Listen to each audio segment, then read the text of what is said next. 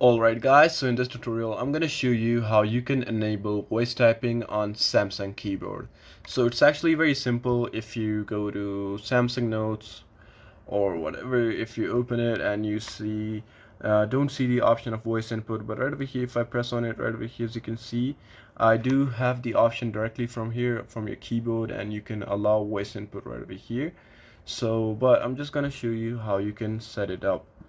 So first up, what you need to do is just simply go to your settings, or you could go from the keyboard settings as well, but right over here you just need to do a few things before going. Some people don't have the basic options enabled, so it's for them. So you just gotta scroll down and you find general management, just simply press on that, and after that just go to Samsung keyboard settings, and right over here some Samsung phones will show Samsung voice input. So if you see the option of Samsung voice input, just simply press on the option and make sure you turn on Samsung voice input. You'll see Samsung voice input option and Google option.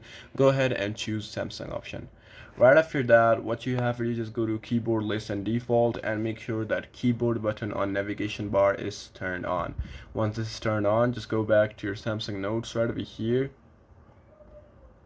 and just go to your keyboard and press on the voice option right over here. You just need to allow Samsung use, so just go ahead and uh, put on everything on allow and give it permissions. Okay, and right over here allow everything, go back, and now permissions are not denied.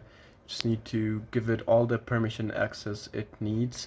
Alright, now once it's done, you just gotta go back to your app, and right over here, as you can see, um, yeah, for some phones it might not show like this, but if you enable voice input right over here, so you're good to go. So yeah, that's pretty much it. Your Samsung voice tapping is turned on, and it may not work because I'm screen recording, but yeah, that's pretty much it. I hope this tutorial actually helped you. I'll see you in the next one.